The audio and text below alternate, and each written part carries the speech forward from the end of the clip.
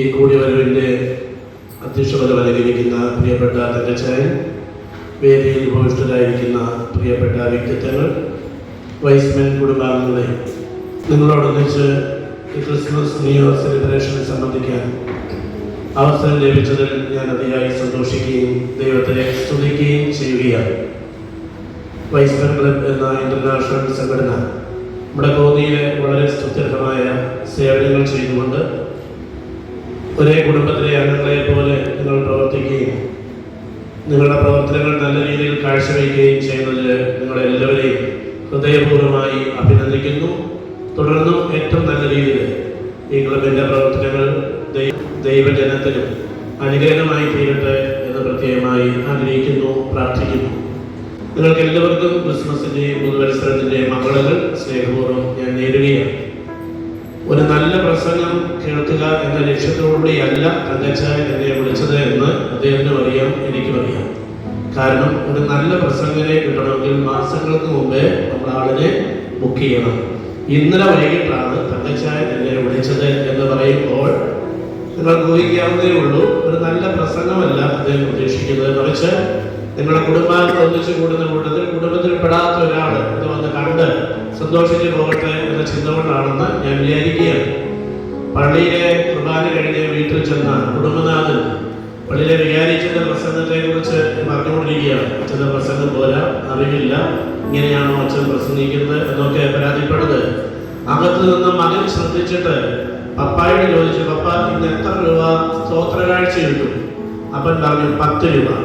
10 രൂപയ്ക്ക് ഇത്രയും പ്രസംഗമൊക്കെ കേട്ടാൽ മതി എന്ന് പറഞ്ഞതുപോലെ വളരെ വൈകി വിളിച്ച എന്നെ സംബന്ധിച്ചോളം ഇവിടെ വന്ന് ഞാൻ പറയുന്ന ദേശത്തേക്കാൾ ഉപരിയായി എൻ്റെ സാന്നിധ്യത്തെ നിങ്ങൾ സന്തോഷപൂർവ്വം സ്വീകരിക്കണമെന്ന് വിനീതമായി അഭ്യർത്ഥിക്കുകയാണ്. ഞാനൊരു വലിയ ദേവാലയ നിർമ്മാണത്തിൽ നേതൃത്വം നൽകിക്കൊണ്ടിരിക്കുന്നു എന്ന് നിങ്ങൾക്ക് എല്ലാവർക്കും അറിയാം. നാളെ നിങ്ങളുടെ കോന്നി വൈദിക ജില്ലയുടെ ഒരു വലിയ പ്രോഗ്രാം നമ്മുടെ ഏരിയറയ്ക്കിൽ നിന്ന് ആരംഭിച്ച് നമ്മുടെ റിപ്പബ്ലിക് സ്കൂളിൽ സമാപിക്കുന്നതിൻ്റെ നേതൃത്വമായിരിക്കുകയാണ്. അപ്പോൾ എൻ്റെ മനസ്സും ശരീരവും ബുദ്ധിയും എല്ലാം ഈ വിഷയങ്ങളിൽ വളരെ വ്യാപൃതമായിരിക്കുന്നു എന്നതുകൊണ്ട് ശാന്തമായി ധ്യാനിച്ച് ഒരു പ്രസംഗം പറയുവാനുള്ളതായ അവസരം എനിക്ക് ലഭിച്ചിട്ടില്ല എന്ന് ഖേദപൂർവ്വം അറിയിക്കുകയാണ്. എങ്കിലും നിങ്ങൾ വൈസ്മെൻ ക്ലബ്ബാണ്, ബുദ്ധിയുള്ളവരാണ്, വിവരമുള്ളവരാണ്, ദൈവത്താൽ കൂടുതൽ അനുഗ്രഹിക്കപ്പെട്ടവരാണ് എന്നതുകൊണ്ടാണ് എൻ്റെ ഡയറിയുമായിട്ടൊക്കെ വന്നിരിക്കുന്നത്. ഞാൻ സാധാരണ പ്രസംഗത്തിൽ ഓഫ് ഹാൻഡായിട്ട് പ്രസംഗിക്കാറേ ഉള്ളൂ. അപ്പോൾ നിങ്ങളുടെ ആ വലിയ സ്ഥാനത്തെ ബഹുമാനിച്ച് ഒരു ഡയറി കയ്യിലിരിക്കട്ടെ എന്ന് കരുതി ഞാൻ ഇതിനുവേണ്ടി അല്പസമയം പ്രാർത്ഥിച്ച് ഒരുങ്ങി ഒരു ചെറിയ സന്ദേശവുമായി നിങ്ങളുടെ അടുത്തേക്ക് കടന്നു വന്നിരിക്കുകയാണ്. നമ്മുടെ കർത്താവിൻ്റെ തിരുജന്മം ലോകത്തിന് മുഴുവൻ വലിയ സന്തോഷത്തിൻ്റെ ഒരു സദ്വാർത്തയായിരുന്നു നമുക്കറിയാം. ഈ സദ്വാർത്തയോട് അന്ന് 3 രീതിയിലാണ് ആളുകൾ പ്രതികരിച്ചത്. ഇതിൽ വൈസ്മെൻ ക്ലബ്ബുകാരെ എങ്ങനെയാണ് ഇതിനോട് പ്രതികരിക്കുന്നത് എന്നതാണ് നമ്മുടെ ചിന്തയ്ക്കും ധ്യാനത്തിനുമായി നാം തിരഞ്ഞെടുക്കേണ്ടത്. ഒന്നാമത്തെ ഹെറോദേസ തൻ്റെ രാജ്യത്ത് ഒരു അത്ഭുത ശിശു ജനിച്ചിരിക്കുന്നു എന്ന വാർത്ത അദ്ദേഹത്തെ അസ്വസ്ഥനാക്കി എന്നാണ് വചനം പറയുന്നത്. ഈ വാർത്ത കേട്ട് ഹെറോദേസ് അസ്വസ്ഥനായി. അപ്പോൾ ലോകത്തിന് മുഴുവൻ രക്ഷയായി കടന്നു വന്ന ക്രിസ്തുവിന്റെ സദ്വാർത്ത ഹെറോദേസിന്റെ അത് അസ്വസ്ഥതയ്ക്ക് കാരണമായി. കാരണം എന്താണ്? സ്വാർത്ഥതയും ദ്രവ്യാഗ്രഹവും സുഖലോലുപതയും ആയിരുന്ന വ്യക്തിയെ സംബന്ധിച്ചോളം യേശുവിന്റെ ജന്മ സദ്വാർത്ത അസ്വസ്ഥതയ്ക്ക് കാരണമായി മാറുകയാണ്. ഹെറോദേസിനെ കുറിച്ച് നിങ്ങൾ കേട്ടിട്ടുണ്ട്. ചരിത്രത്തിലെ ഏറ്റവും മോശപ്പെട്ട ഒരു ഭരണാധികാരിയായിട്ടാണ് അദ്ദേഹത്തെ ചിത്രീകരിക്കുന്നത്. വലിയ സംശയരോഗമുള്ള വ്യക്തിയായിരുന്നു. സംശയത്തിന്റെ പേരിൽ സ്വന്തം ഭാര്യയെയും 3 ആൺമക്കളെയും അദ്ദേഹം കൊന്നുകളഞ്ഞു എന്നാണ് ചരിത്രത്തിൽ രേഖപ്പെടുത്തിയിരിക്കുന്നത്. താൻ മരിക്കുമ്പോൾ ജനങ്ങൾ പടക്കം പൊട്ടിച്ച് സന്തോഷിക്കും എന്ന് മനസ്സിലാക്കിയ അദ്ദേഹം സമൂഹത്തിലെ ഉന്നതരായ കുറെ വ്യക്തികളെ ജയിലിൽ അടച്ചിട്ട് അധികാരികൾക്ക് നിർദ്ദേശം നൽകി, ഞാൻ മരിക്കുന്ന ദിവസം ഇവരെ എല്ലാവരെയും കൊല്ലണം. കാരണം ഇവർക്ക് വേണ്ടി കരയാൻ കുറച്ചുപേരെ ഉണ്ടാകുന്നത് എനിക്കുള്ള കരച്ചിലും കൂടെ ആയിക്കൊള്ളട്ടെ എന്ന് പറയുന്ന ദുഷ്ടനായ ഒരു ഭരണാധികാരിയായിരുന്നു ഹെറോദേസ്. അങ്ങനെയുള്ള ഒരാൾക്ക് ഈശോയുടെ ജനനം സന്തോഷമല്ല, അസ്വസ്ഥതയാണ് ഉളവാക്കുന്നത് എന്ന് നാം ദർശിക്കണം. നിങ്ങളുടെ വീടുകളിലൊക്കെ ഒരു സ്റ്റോർ റൂം ഉണ്ടെന്ന് ഞാൻ കരുതുകയാണ്. സാമഗ്രികളൊക്കെ സൂക്ഷിക്കുന്ന ഒരു സ്റ്റോർ റൂമാണ്. എപ്പോഴും നമ്മൾ അങ്ങോട്ട് പോകാറില്ല, ആവശ്യമുള്ളപ്പോൾ മാത്രമേ അവിടെ കടന്നു ചെല്ലാറുള്ളൂ. അവിടെ ലൈറ്റ് ഇടുമ്പോൾ, പ്രത്യേകിച്ച് ഞാൻ ഒറ്റയ്ക്ക് താമസിക്കുന്ന അച്ഛനാണ്, സ്റ്റോർ റൂമിന്റെ ഉപയോഗം വളരെ കുറവാണ്. ഭക്ഷണം അവിടെ പാചകം ചെയ്യുന്നില്ല. എങ്കിലും എന്തെങ്കിലും അത്യാവശ്യത്തിൽ ആ സ്റ്റോർ റൂമിൽ ലൈറ്റ് ഇടുമ്പോൾ ധാരാളം പാറ്റുകളും പല്ലികളും എല്ലാം ഇങ്ങനെ അവിടെ നിന്ന് പരക്കം പായുന്നതാണ് ഇടാറുണ്ട്. എന്ന് പറഞ്ഞാൽ ഇവയ്ക്ക് ഈ പ്രകാശം വലിയ അസ്വസ്ഥത ഉളവാക്കുകയാണ്. അന്ധകാരമാണ് അവർക്ക് ഇഷ്ടം, അത് വസിക്കാനായിട്ടാണ് അവർ താല്പര്യപ്പെടുക. ഇപ്പോൾ പ്രകാശം ആ മുറിയിലേക്ക് കടന്നു വരുമ്പോൾ ഇവർ 4 ദിക്കുകളിലേക്കും ഓടുന്നതായി നമുക്ക് കണ്ടെത്താൻ സാധിക്കും. അപ്പൊ ഹെറോദേസിന് യേശുവിന്റെ ജനന വാർത്ത ഇങ്ങനെ അസ്വസ്ഥതയ്ക്ക് കാരണമാവുകയാണ്. രണ്ടാമതൊരു കൂട്ടം ആളുകള് പുരോഹിത പ്രമുഖന്മാരും നിയമജ്ഞരുമാണ്. അവർക്ക് കാര്യങ്ങളെ കുറിച്ച് നല്ല ഗ്രാഹ്യമുണ്ട്. ഇങ്ങനെ ഒരു രക്ഷകൻ ജനിക്കാൻ സാധ്യതയുണ്ടോ എന്ന് ഹെറോദേസ് അവരോട് ചോദിച്ചു. അവർ പഴയ നിയമത്തിന്റെ ഏടുകളെല്ലാം ചികഞ്ഞ് അവരെ കണ്ടെത്തി. മീഖാ പ്രവാചകന്റെ പുസ്തകത്തിൽ ദാവീദിന്റെ വംശത്തിൽപ്പെട്ട ഒരാള് ബേത്ലഹേമിൽ പൂജാതനാകുമെന്ന് പ്രവാചകൻ രേഖപ്പെടുത്തിയിട്ടുണ്ട് എന്ന് ഇവരെ ഹെറോദേസിനെ അറിയിക്കുകയാണ്. അപ്പോൾ രക്ഷകൻ പിറക്കുമെന്നും അവൻ ബേത്ലഹേമിൽ ജനിക്കുമെന്നും നന്നായി ഇവർക്കറിയാമായിട്ടും യേശുവിന്റെ സദ്വാർത്ത, ജനനത്തിന്റെ സദ്വാർത്ത ഇവരിൽ യാതൊരു മാറ്റവും വരുത്തിയില്ല. അത് അവർ നിശ്ചലരായി അവിടെ ഇരിക്കുകയാണ്. ഒരു കൂട്ടം മനുഷ്യരെ ഇവരെ പ്രതിനിധാനം ചെയ്യുകയാണ്. സമൂഹത്തിൽ എന്ത് സംഭവിച്ചാലും തങ്ങൾക്ക് യാതൊരു മാറ്റവും ഇല്ലാത്ത ഒരു പ്രകൃതമുള്ളവർ, റാഡിക്കൽ ഇൻഡിഫറൻസ് എന്നാണ് അതിനെ വിശേഷിപ്പിക്കുക. എന്ന് പറഞ്ഞാൽ സ്വന്തം കാര്യം മാത്രം നോക്കി, സ്വന്തം സുഖസൗകര്യങ്ങളിൽ മാത്രം ആസ്വാദനം കണ്ടെത്തി, സമൂഹത്തിൽ എന്ത് നടന്നാലും നിങ്ങളിവിടെ ധാരാളം പാവങ്ങളെയും പാവപ്പെട്ടവരെയും സഹായിക്കണം എന്നൊക്കെ പറഞ്ഞ് നിങ്ങൾ ബുദ്ധിയുള്ളവരായതുകൊണ്ട് ജ്ഞാനമുള്ളവരുമായിട്ടാണ് അങ്ങനെ ചിന്തിക്കുക. എന്നാൽ എനിക്ക് എല്ലാം അറിയാമായിട്ടും ഒന്നും ചെയ്യാൻ സാധിക്കാതെ എന്റെ സ്വാർത്ഥതയുടെ ലോകത്ത് ജീവിക്കുന്ന ആളുകളെയാണ് ഈ രണ്ടാമത്തെ പുരോഹിതന്മാരും നിയമജ്ഞരും പ്രതിനിധാനം ചെയ്യുന്നത്. മൂന്നാമത്തെ ആളുകൾ ജ്ഞാനികളാണ്. ആരാണ് ജ്ഞാനികൾ? ജ്ഞാനമുള്ളവരാണ് ജ്ഞാനികൾ. ജ്ഞാനവും അറിവും തമ്മിൽ വ്യത്യാസമുണ്ടെന്ന് നമുക്കറിയാം. അറിവ് നേടാൻ നമുക്ക് ധാരാളം സാധ്യതകളുണ്ട്. പ്രത്യേകിച്ച് ആധുനിക ലോകത്തിൽ അറിവിന്റെ ഒരു വലിയ ലോകം നമ്മുടെ മുമ്പിൽ തുറക്കപ്പെട്ടിട്ടുണ്ട്. എന്നാൽ അറിവും ജ്ഞാനവും, നോളജും വിസ്ഡവും തമ്മിൽ വ്യത്യാസമുണ്ട്. ഒരാൾക്ക് അറിവുണ്ട് എന്നതുകൊണ്ട് ജ്ഞാനം ലഭിക്കണമെന്ന് നിർബന്ധമില്ല. നിങ്ങളെ കുഞ്ഞുങ്ങളെ വളർത്തുന്നവരും കൊച്ചുമക്കളെ വളർത്തുന്നവരും ഒക്കെയാണ്. അവർക്ക് ഭൗതികമായ അറിവ് ലഭിക്കാൻ നിങ്ങൾ ധാരാളം കഷ്ടപ്പെടുന്നുണ്ട്. പക്ഷെ ഈ അറിവുകൾ അവർക്ക് പ്രയോജനപ്രദമാകണമെങ്കിൽ അവർക്ക് ജ്ഞാനം ലഭിക്കണം. ഈ ജ്ഞാനം എവിടെ നിന്നാണ് വരുന്നത്? അത് ദൈവത്തിൽ നിന്നാണ്. ദൈവത്തിൽ നിന്ന് ജ്ഞാനം ലഭിക്കുന്ന വ്യക്തിക്ക് മാത്രമേ അവൻ ആർജിച്ചെടുത്ത അറിവ് ഫലപ്രദമായി ഉപയോഗിക്കാനായിട്ട് സാധിക്കുകയുള്ളൂ. അതുകൊണ്ടാണ് സമൂഹത്തിൽ ഉന്നത നിലവാരങ്ങളിൽ ജീവിക്കുന്ന ചില മനുഷ്യര് ആത്മഹത്യ ചെയ്യുകയും കാറടിച്ച് കൊല്ലുകയും, അധ്യാപകർ കുഞ്ഞുങ്ങൾക്ക് അറിവ് പകർന്നു കൊടുക്കുന്നവരാണ്.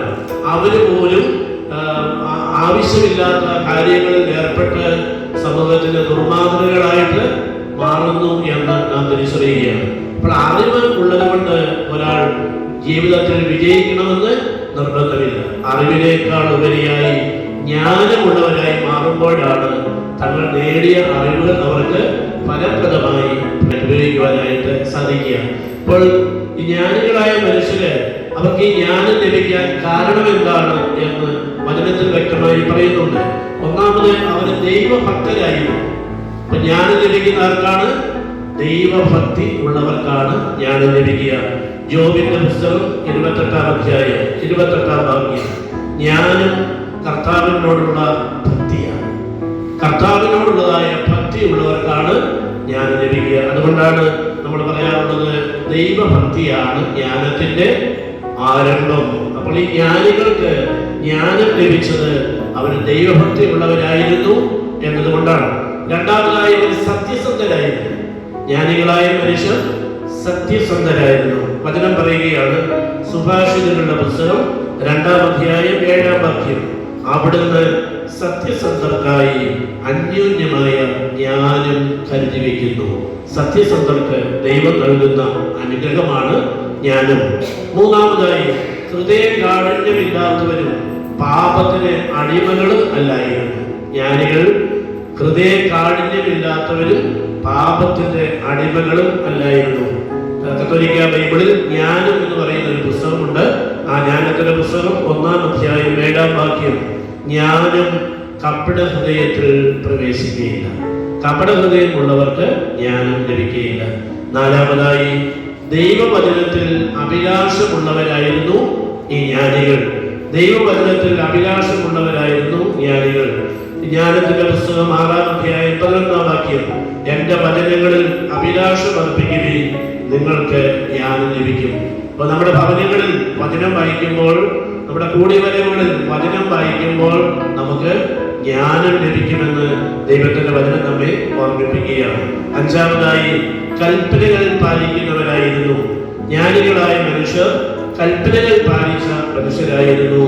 ഇവിടെ പ്രഭാഷകന്റെ പുസ്തകം 1-ാം അധ്യായം 26-ാം വാക്യം, ജ്ഞാനം ആഗ്രഹിക്കുന്നവൻ പ്രമാണം കാക്കട്ടെ. അപ്പോൾ ഈ ജ്ഞാനികളായ മനുഷ്യർക്ക് ഈ 5 പ്രത്യേകതകൾ ഉണ്ടായിരുന്നു. അവർ സത്യസന്ധരായിരുന്നു, കാപട്യം ഇല്ലാത്തവരായിരുന്നു, ദൈവവചനത്തിൽ താല്പര്യമുള്ളവരായിരുന്നു, അവർ ദൈവഭക്തി ഉള്ളവരായിരുന്നു. അങ്ങനെ ജീവിച്ചതിലൂടെ അവർക്ക് ലഭിച്ച വലിയ കൃപയാണ് എന്ത്? ജ്ഞാനം എന്ന് പറയുന്നത്. അപ്പോൾ അവർ ജ്ഞാനികളായിരുന്നത് കൊണ്ട് അവരെന്ത് ചെയ്തു? അവരെപ്പോഴും ദൈവത്തെ തേടുവാനായിട്ട് പരിശ്രമിച്ചുകൊണ്ടേയിരുന്നു. ഈശോയുടെ ജനന വാർത്ത 2 കൂട്ടം ആളുകളാണ് ആദ്യം അറിഞ്ഞത്. ആരൊക്കെയാണെന്ന് പറയാമോ? ഈശോയുടെ ജനന വാർത്ത 2 കൂട്ടം ആളുകളാണ് ആദ്യം അറിഞ്ഞത്. ആരൊക്കെയാണ്? ആട്ടിടയന്മാരും രണ്ടാമത് ജ്ഞാനികളും. സമൂഹത്തിലെ 2 പറ്റം ആളുകളുടെ പ്രതിനിധികളാണ് ഇവർ. ആട്ടിടയന്മാരെന്ന് പറയുമ്പോൾ സമൂഹത്തിലെ ഏറ്റവും വലിയ സ്ഥാനം അലങ്കരിക്കുന്നവരല്ല, മറിച്ച് അവർ സാധാ മനുഷ്യരാണ്. പാവപ്പെട്ട മനുഷ്യരായതുകൊണ്ട് തങ്ങൾക്ക് കാര്യങ്ങൾ വലിയ ജ്ഞാനമുള്ളവരെന്ന് അഹങ്കരിക്കുന്നവരല്ല. രണ്ടാമത് ജ്ഞാനികളാണ്. ജ്ഞാനികളുടെ പ്രത്യേകത എന്താണ്?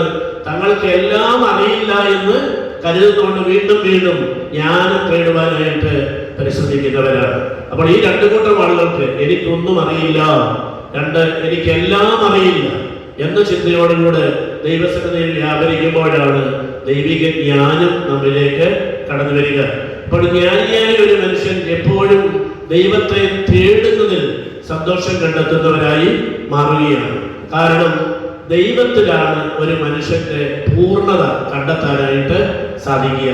ദൈവത്തിൽ മാത്രമേ ഒരു വ്യക്തിക്ക് തന്റെ ജീവിതത്തിന്റെ പൂർണ്ണത കണ്ടെത്താനായിട്ട് സാധിക്കുകയുള്ളൂ. അതുകൊണ്ട് വൈസ്മെൻ ക്ലബിൽപ്പെട്ട ഓരോരുത്തരുടെയും ആത്യന്തികമായ ലക്ഷ്യം നമ്മളെപ്പോഴും ദൈവത്തെ തേടുന്നവരായി മാറണം. ദൈവത്തെ തേടുന്നവരായി മാറണം. ഈശോയെ 2 ശിഷ്യന്മാര് അനുഗമിക്കുന്ന, യോഹന്നാന് 2 ശിഷ്യന്മാരാണ്. അവർ ഈശോയെ അനുഗമിക്കുന്നത് കണ്ടപ്പോൾ കർത്താവ് അവരോട് തിരിഞ്ഞു നിന്ന് ചോദിക്കുന്നുണ്ട്, നിങ്ങൾ എന്ത് അന്വേഷിക്കുന്നു? അവരെന്താണ് പറയുന്നത്? അങ്ങ് വസിക്കുന്നിടം ഞങ്ങൾക്ക് കാണണം. അപ്പോൾ കർത്താവിനെ, ഈശോയെ, ദൈവത്തെ അനുഗമിക്കാൻ ആഗ്രഹിക്കുന്ന ഓരോ വ്യക്തിയോടും അവിടുന്ന് ചോദിക്കുന്നത്, നിങ്ങൾ എന്താണ് അന്വേഷിക്കുക? ഭൗതികമായ സമ്പാദ്യങ്ങളും സുഖസൗകര്യവും മാത്രം ആഗ്രഹിക്കുന്നെങ്കിൽ അങ്ങനെയുള്ള ഒരു ജീവിതം യഥാർത്ഥ മനുഷ്യ ജീവിതമല്ല. കഴിഞ്ഞ ദിവസം ഓർത്തഡോക്സ് സഭയിലെ ഒരു ഏലിയാസ് തിരുമേനിയുടെ പ്രസംഗം യൂട്യൂബിൽ ഞാൻ കേൾക്കുകയുണ്ടായി. അദ്ദേഹം പറയുകയാണ്, മനുഷ്യൻ ഒരിക്കലും പന്നിയെ പോലെ ജീവിക്കാൻ പാടില്ല. പന്നിയുടെ പ്രത്യേകത എന്താണ്? എപ്പോഴും എന്ത് കിട്ടും അത് കഴിച്ച് ഈ ലോക ജീവിതം സന്തോഷിച്ച് ജീവിക്കുകയാണ്. അങ്ങനെ ജീവിക്കാൻ വേണ്ടിയുള്ളവരല്ല മനുഷ്യൻ, മറിച്ച് അവൻ സ്വഭാവത്താലെ ദൈവാന്വേഷിയായി മാറണം. ദൈവത്തെ കണ്ടുമുട്ടുമ്പോഴാണ് ഒരു മനുഷ്യൻ യഥാർത്ഥത്തിൽ അതിന്റെ പൂർണ്ണതയിൽ എത്തിച്ചേരാനായിട്ട് സാധിക്കുക. സെയിന്റ് അഗസ്റ്റിൻ എന്ന് പറയുന്ന വിശുദ്ധനെ കുറിച്ച് നിങ്ങൾ കേട്ടിട്ടുണ്ട്. 19 വയസ്സ് വരെ ദുർമാർഗിയായി ലോകത്തിന്റെ എല്ലാ സുഖങ്ങളും ആവോളം ആസ്വദിച്ച് ജീവിച്ച ഒരു വ്യക്തിയാണ് സെയിന്റ് അഗസ്റ്റിൻ. ഒരിക്കലും അശരീരി അദ്ദേഹം കേൾക്കുകയുണ്ടായി. അദ്ദേഹത്തോട് പറഞ്ഞു, എടുത്തു വായിക്കുക. എന്താണ് എടുത്തു വായിക്കുക? അപ്പോൾ അദ്ദേഹം ചോദിച്ചു, അദ്ദേഹം നല്ലൊരു പുസ്തകപ്പുഴുവായിരുന്നു. ധാരാളം പുസ്തകങ്ങൾ ശേഖരിച്ച് അത് മുഴുവൻ വായിച്ച് അറിവ് നേടി ലോകത്തിൻ്റെതായ വ്യക്തിയായി ജീവിച്ച ആളെന്ന് ഒരു അശരീരി കേട്ടു. എടുത്തു വായിക്കുക.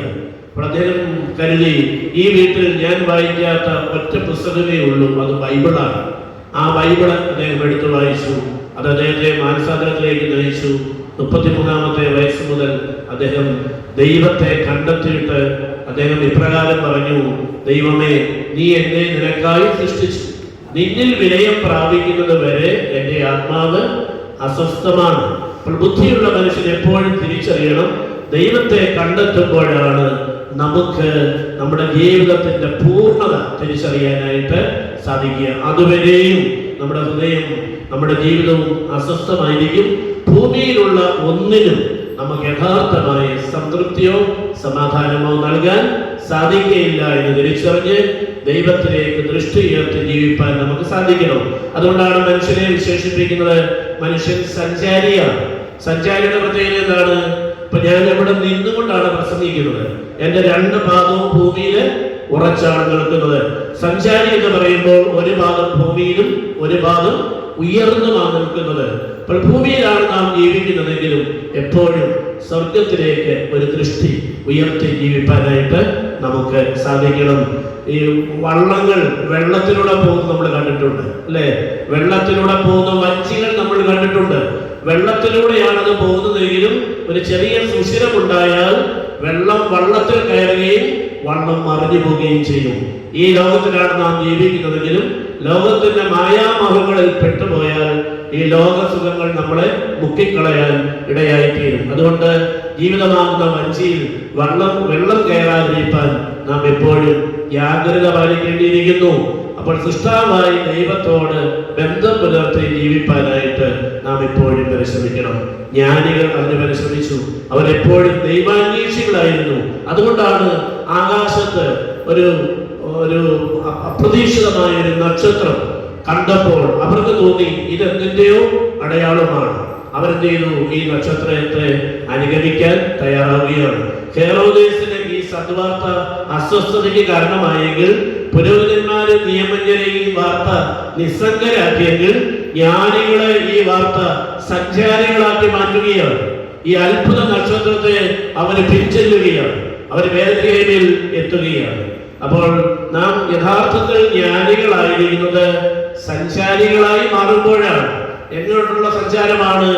എൻ്റെ സ്വത്വത്തിൽ നിന്നും ഈശ്വരനിലേക്കും മനുഷ്യനിലേക്കും യാത്ര ചെയ്യുവാൻ സാധിക്കുമ്പോഴാണ് നമ്മുടെ ജീവിതം യഥാർത്ഥത്തിൽ ഒരു അനുഗ്രഹത്തിന്റെ ജീവിതമായി മാറുക. അപ്പൊ ഞാൻ എപ്പോഴും ഒരു സഞ്ചാരിയായി ദൈവത്തിലേക്ക്, മനുഷ്യരിലേക്ക്, അവരുടെ ആവശ്യങ്ങളിലേക്ക് ഇറങ്ങി ചെല്ലുവാൻ തയ്യാറാകുമ്പോൾ നമ്മുടെ ജീവിതം സംതൃപ്തമായി മാറുന്നതിന് ഇടയാവും. ഈ ജ്ഞാനികൾ 3 കാഴ്ചകളാണ് സമർപ്പിക്കുന്നത്. എന്തൊക്കെയാണെന്ന് പറയാമോ? പൊന്ന്, മീറ, കുന്തിരിക്കം. ഈ സാധാ ശിശുവിൽ ദൈവത്തെ തിരിച്ചറിയാനായിട്ട് അവർക്ക് ജ്ഞാനം ലഭിക്കുകയാണ്. സാധാരണത്വത്തിൽ അസാധാരണത്തെ കാണാൻ ജ്ഞാനികൾക്ക് മാത്രമേ സാധിക്കുകയുള്ളൂ. ഈശോ ഒരു പുൽക്കൂട്ടിൽ പിറന്നതാണ് ഏറ്റവും നല്ലതെന്നാണ് എല്ലാവരും പറയുക. കാരണം എന്താ? പുൽക്കൂടിന് ഗേറ്റില്ല, വാതിലില്ല, ആർക്കും ഏത് സമയത്തും അവിടെ കയറി ചെല്ലാം. ഈശോ അങ്ങനെ ഒരു സ്ഥലത്ത് മാത്രമേ ജനിക്കാൻ പാടുള്ളൂ. കാരണം അവരെല്ലാവരുടെയും ദൈവമായതുകൊണ്ട് അപ്പോൾ ഈ സാധാരണ ശിശുവിൽ ദൈവത്തെ അവർ കണ്ടെത്തുകയാണ്. എന്താണ്? പൊന്ന് രാജാക്കന്മാർക്ക് സമർപ്പിക്കുന്ന സമ്മാനമാണ്. അതിന്റെ അർത്ഥം എന്താണ്?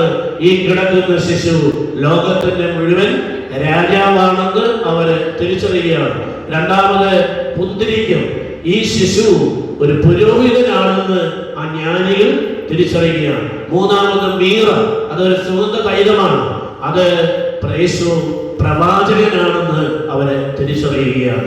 അങ്ങനെ സാധാ ശിശുവിൽ രാജാവിനെയും പ്രവാചകനെയും പുരോഹിതനെയും തിരിച്ചറിയാൻ അവർക്ക് സാധിച്ചത് അവരറിവുള്ളവരായതുകൊണ്ടല്ല, ജ്ഞാനമുള്ളവരായതുകൊണ്ടാണ്.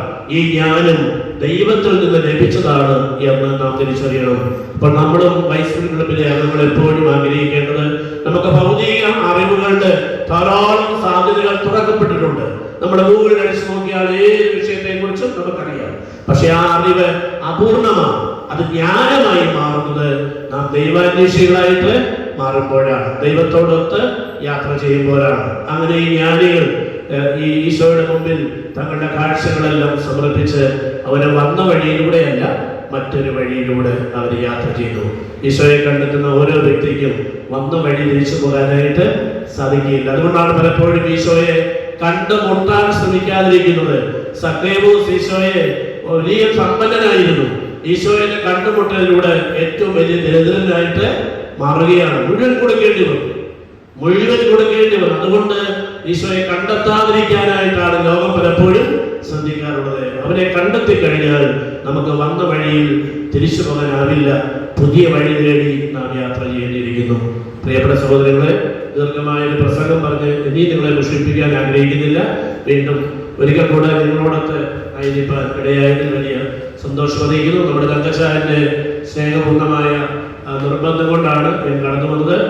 ഞാൻ പറഞ്ഞ പള്ളിപ്പണി നടക്കുവായതുകൊണ്ട് ഈ തങ്കച്ചാനെ പോലെയും നമ്മുടെ അച്ഛൻ വിളിച്ചപ്പോൾ തന്നെ എന്നോട് പറഞ്ഞു, കുറെ VIP-കളുടെ പേരുകളൊക്കെ പറഞ്ഞു. അവരൊക്കെ ഇവിടെ ഉണ്ടാവും, അജു ഇവിടെ ഉണ്ടാവും, ഷാജിന് ഇവിടെ ഉണ്ടാവും, അനിൽ ഇവിടെ ഉണ്ടാവും, ഞാനിവിടെ ഉണ്ടാവും എന്നൊക്കെ പറഞ്ഞപ്പോൾ എനിക്ക് തോന്നി നിങ്ങളോടൊക്കെ ചേർന്ന് നിന്നില്ലെങ്കിൽ കാര്യങ്ങൾ അവതാളത്തിലാവും.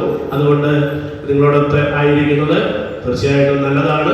അപ്പോൾ ഇന്ന് നിങ്ങളോട് ഇവിടെ കടന്നു വരുവാനും നിങ്ങളോടൊത്തായിരിക്കാനും നിങ്ങൾക്ക് വേണ്ടി ഇത്രയും കാര്യങ്ങൾ സംസാരിക്കാനും ഇടയായത് ജീവിതത്തിലെ വലിയൊരു ഭാഗ്യമായി കരുതുന്നു.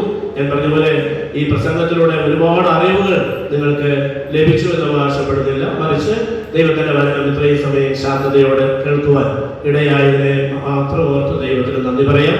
നിങ്ങളുടെ ഈ ക്ലബിന്റെ പ്രവർത്തനങ്ങൾ ഏറ്റവും നല്ല രീതിയിൽ ദൈവമഹത്വത്തിനും മറ്റുള്ളവർക്ക് ഉപകാരപ്രദമായ രീതിയിൽ നടത്തുവാൻ സർവശക്തനായ ദൈവം സഹായിക്കട്ടെ. നേതൃത്വം നൽകുന്ന തങ്കച്ചാരി ഭാരവാഹികൾ എല്ലാവരെയും അവരോട് ചേർന്ന് പ്രവർത്തിക്കുന്ന വൈസ്മൻ കുടുംബാംഗങ്ങളെയും ദൈവപൂർവ്വം അഭിനന്ദിക്കുന്നു. ക്രിസ്മസിന്റെയും പുതുവത്സരത്തിന്റെയും മംഗളങ്ങൾ ഒരിക്കൽ കൂടെ നേരുന്നു. നാളെ ഞായറാഴ്ചയാണ്. പള്ളിയിൽ പ്രസംഗം പറയേണ്ടതുണ്ട്. വൈകിട്ട് പോയി എന്തെങ്കിലും വായിച്ചൊരുക്കിയാൽ മാത്രമേ വലിയ തരക്കേടില്ലാത്ത രീതിയിൽ നാളെ പ്രസംഗിക്കാനായിട്ട് സാധിക്കുകയുള്ളൂ. അതുകൊണ്ട് എന്നെ പോകുവാൻ അനുവദിക്കുകയും ബാക്കി മീറ്റിങ്ങുകൾ നിങ്ങൾ തുടരുകയും ചെയ്യണമെന്ന് വിനയപൂർവ്വം അറിയിച്ചുകൊണ്ട് എൻ്റെ വാക്കുകൾ ചെലുത്തുന്നു.